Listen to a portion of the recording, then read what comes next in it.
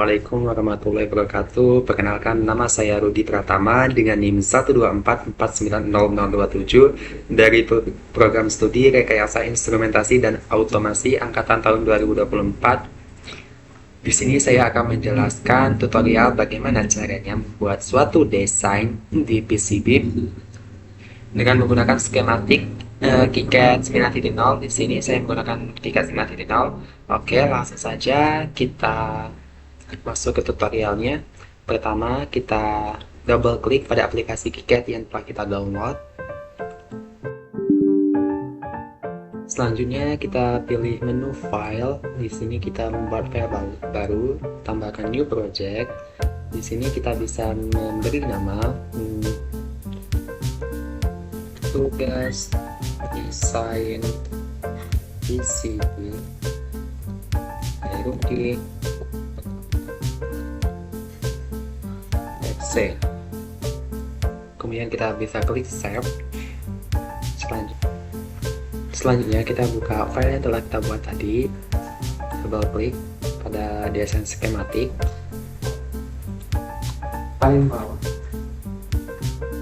Oke, selanjutnya di sini kita beri nama terlebih dahulu. Caranya klik file.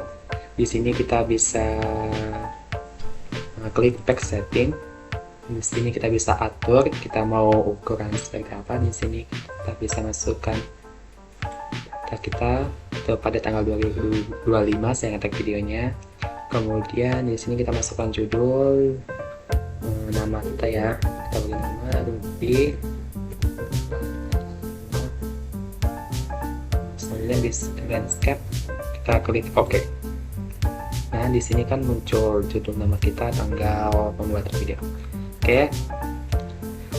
Setelah itu kita bisa langsung saja ke tutorial pembuatan desainnya. Yang pertama kita klik menu simbol di bagian kanan.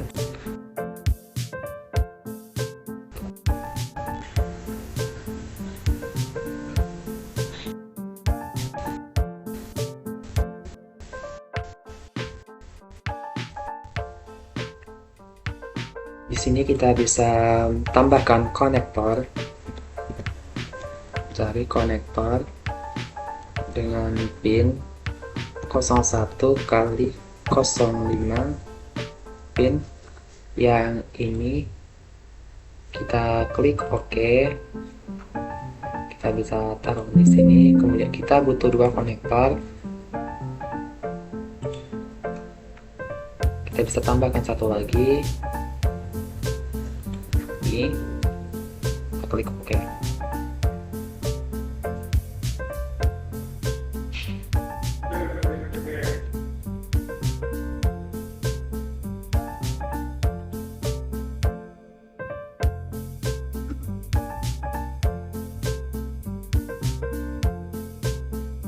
Selanjutnya kita tambahkan anitili.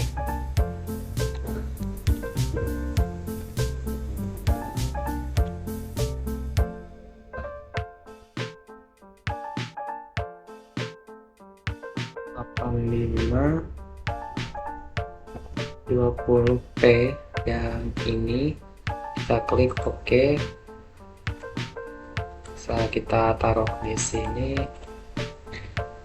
Selanjutnya kita perlu 3 resistor. Oke.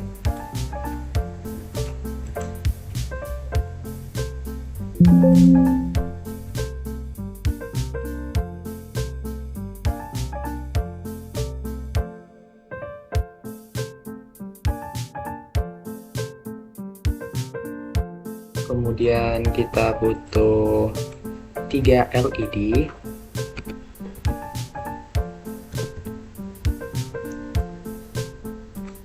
Untuk warna merah, hijau, dan biru.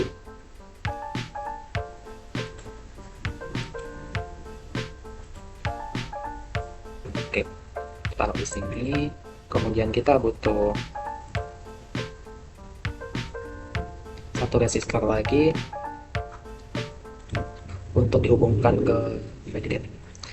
Oke, selanjutnya kita butuh kapasitor satu kapasitor. Ini kita kita bisa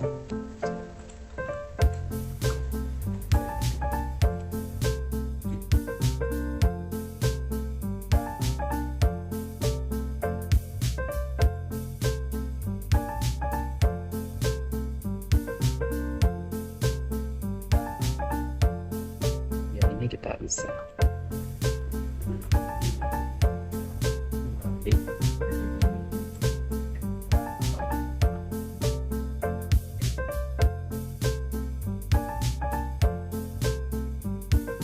Oke, selanjutnya kita bisa beri label untuk menandai pada pin-pin konektor. Caranya kita bisa klik label ini, di sini kita bisa tambahkan label. Di bagian ini kita bisa blok, kemudian kita beri label. Di sini kita bisa menamakannya miso. Kemudian kita klik OK, dan kita rubah posisinya dengan cara menekan di keyboard huruf F. Oke, seperti ini supaya arusnya bisa masuk. Kalau di sini selanjutnya di pin 4 kita bisa beri nama SCK. Kita klik OK, kita balik lagi. Oke, selanjutnya di pin 3 kita beri nama reset. Oke, selanjutnya pada pin 2 kita bisa beri nama ground atau G. Untuk pin 1 kita bisa beri nama mosi. Kita bisa klik OK. Selanjutnya pada bagian konektor yang kedua, di sini kita bisa beri nama lagi ground. Kita klik OK. Selanjutnya di sini kita ground lagi. Oke, kan lagi. Untuk pin ketiga kita XD. Oke. Kemudian pada konektor 4 kita beri label TXD. Kita klik OK. Selanjutnya pada label 5 kita beri VCC. Kita OK. Pada konektor telah kita buat di label, selanjutnya kita pindah ke di ini 85. Di bagian bawah kita beri label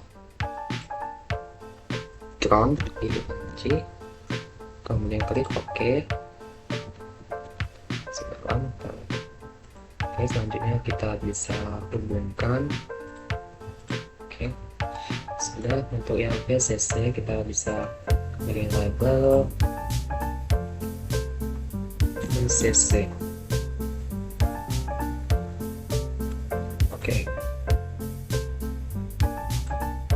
selanjutnya kita langsung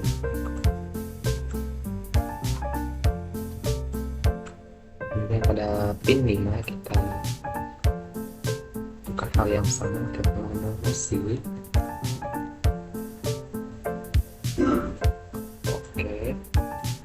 Selanjutnya pada pin 6 kita beri label kembali nama miso. Oke, pin 7 juga begitu. SCK. Pada pin 2 TXD.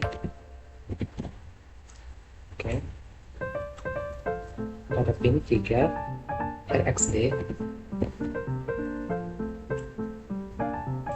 Dan pada pin 1 kita milih reset.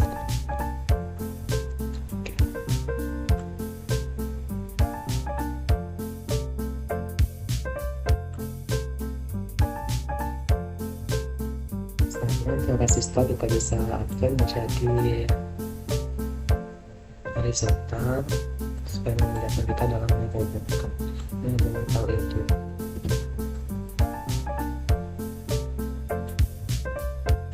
Ini kita susun terlebih dahulu.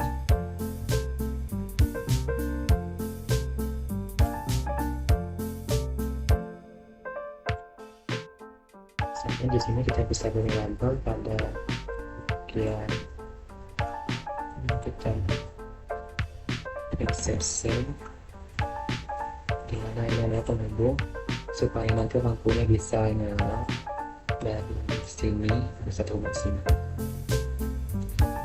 Ini pun sama, kita beri label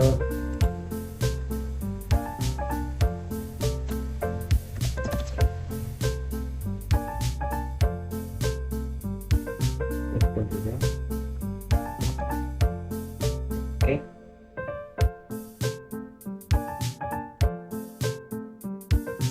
Yang ini kita beri informasi.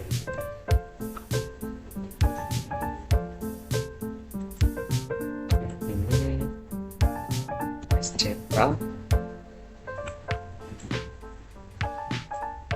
Dan yang terakhir masih kembali.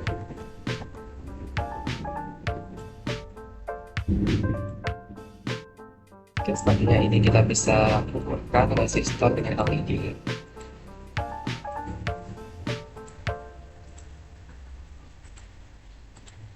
Oke, setelah itu kita masuk ke WS2812D, dimana di sini kita lakukan hal yang sama, kita beri label dulu pada bagian VSS ini bertujuan bisa menggunakan kita nanti ground. Oke, terus kita buka di sini. Selanjutnya kita beri label pada bagian so kita bisa klik OK.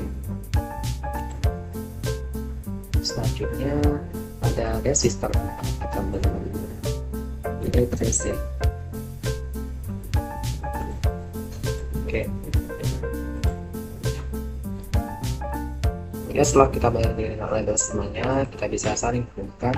Pertama kita hubungkan resistor dengan WS2812D, kemudian ground dengan VSS. Selanjutnya untuk konektor kapasitornya kita hubungkan ke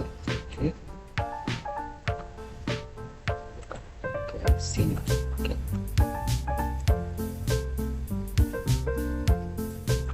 Oke, setelah sudah selesai semua, bisa kita cek. Kita bisa tambahkan untuk footprintnya di sini. Pertama kita tambahkan buat konektor.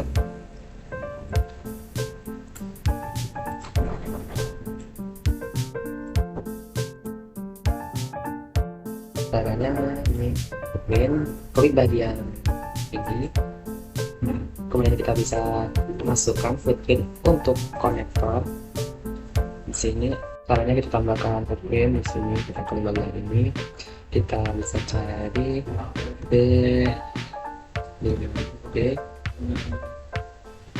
PKK ini, cari yang horizontal.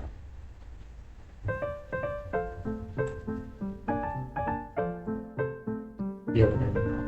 Ini kita oke. Oke. Ya.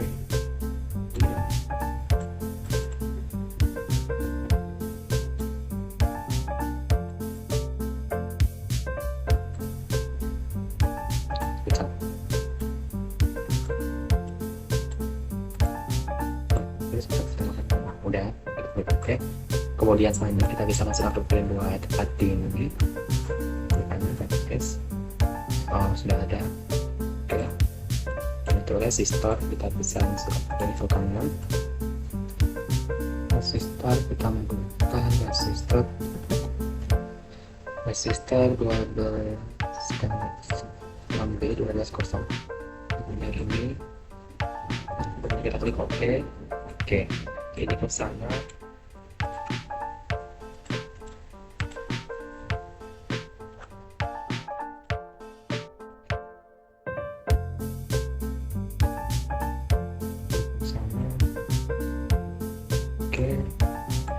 Tujuan dimasukkan footprint ini agar nanti di skematik dia bisa menampilkan desainnya, guys. Untuk LED di sini kita menggunakan footprint LED 1206 12 ini Salve. Oke, ini juga kita buka sama. Oke, selanjutnya. Oke, untuk WS18 kita punya dada resistor.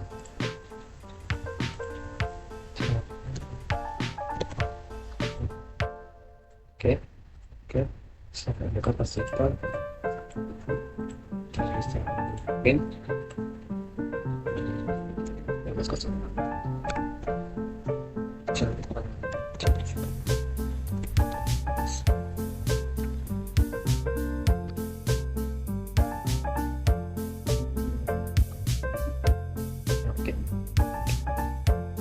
Oke, pelajari rangkaian. Selanjutnya inilah rangkaian kelas saya buat tadi. Mungkin dari kalian bertanya-tanya apa sih fungsi dari rangkaian masing-masing komponen yang telah saya buat tadi. Saya akan menjelaskannya. Di sini kita menggunakan anti-initi 85 sampai 20 volt. Ini fungsinya yaitu ini bisa disebut juga sebagai microcontroller atau kotak. Komponen ini adalah sebuah komputer kecil yang menjalankan program, yang membaca instruksi yang telah kita unggah, lalu mengirimkan sinyal listrik melalui pin-pin seperti PBO0, PB1, PB2, PB3, PB4, PB5 untuk menyalakan atau mematikan LED yang ini, serta mengatur warna pada LED WS2812B. VCC ini adalah pin untuk menerima daya positif dan ground ini pin untuk terhubung ke ground OV. Dan PB0, PB1, PB2, PB3, PB4 ini adalah pin input out ataupun output yang digunakan untuk mengontrol komponen lain.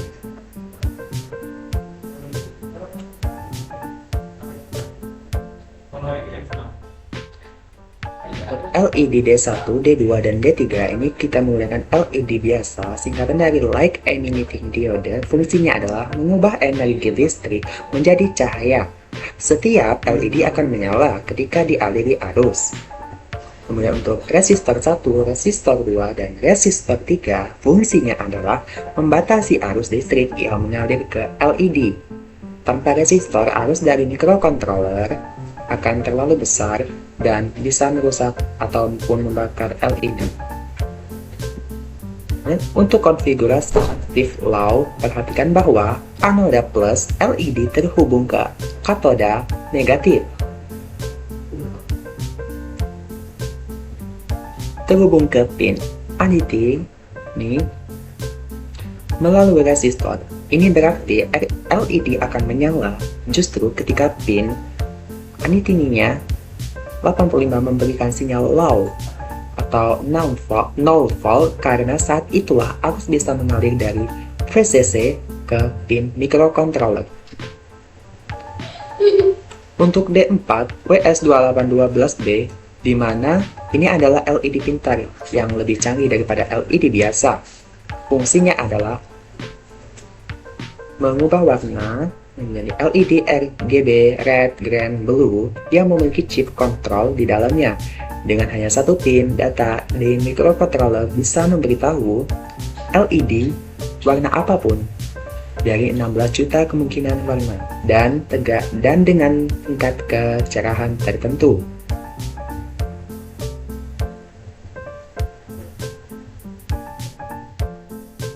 VDD, pin daya positif. Kemudian untuk VSS ini adalah pin ground negatif.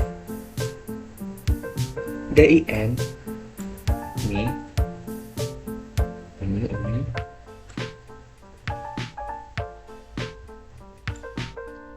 kemudian ini ada satu kapasitor di mana fungsinya adalah seperti baterai kecil yang dapat menyimpan dan melepaskan energi listrik dengan sangat cepat.